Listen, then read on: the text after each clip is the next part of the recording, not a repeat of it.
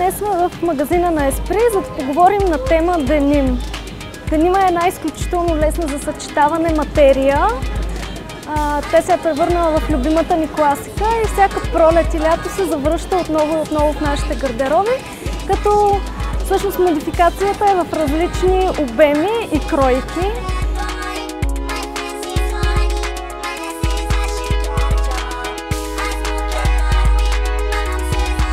За постигането на моментална деним визия препоръчвам риза рокля от деним или пък цял гащеризон, който е много актуален тази пролет и лято.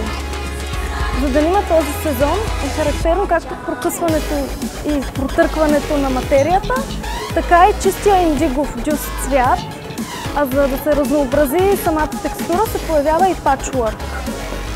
Денимът е изключително лесен за съчетаване, както с цветове, така и с други материи и може би затова той се е превърнал в любима класика, особено за пролетно-летния сезон.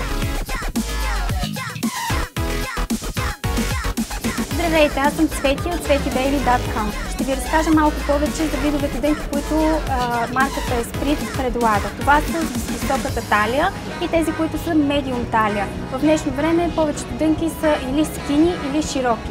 В момента са много известни и модерни, искам да кажа, бойфренд дънките, които са в повечето случаи с леки дупки, кройки, на по-широк модел. Внимавайте как избирате цветовата комбинация на денима. По принцип би трябвало да бъде с по-светла риза и с сини дънки, които да нямат зеленикав оттенък.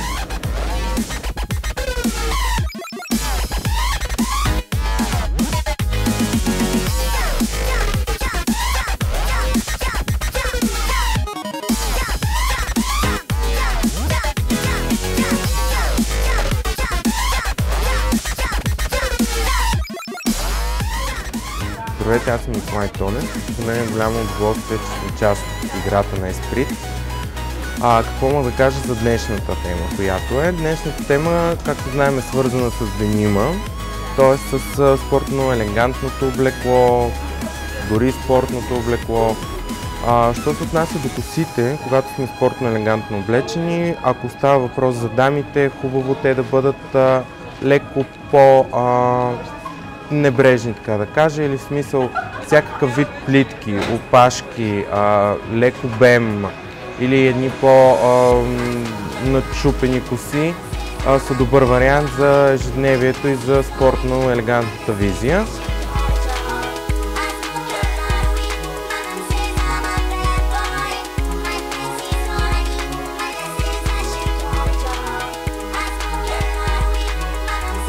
Аз съм Марина Младенова, професионален гримьор и се грижа за грима на нашите участници по време на събитието на Еспри. Днешната тема е деним блуд. Тя е спортно елегантна, залагаме на естествената визия, на блясъка на кожата, може да залагаме и на добре и силно подчертаните устни. Винаги трябва да изберем единия акцент или устни или очи. За деним е характерно това, че всъщност е доста кежуал визията.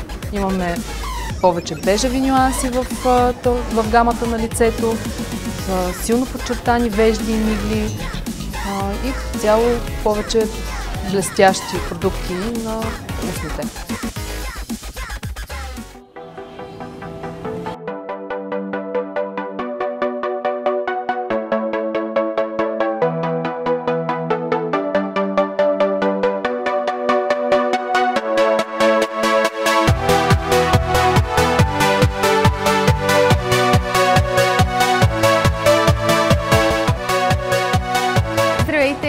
Днес ни участвахме в събитието на Еспри на тема деним и искам да споделя с вас, че днес изкарахме наистина страхотно. Всички бяха изключително любезни и мили с нас и се чувстваме наистина много добре.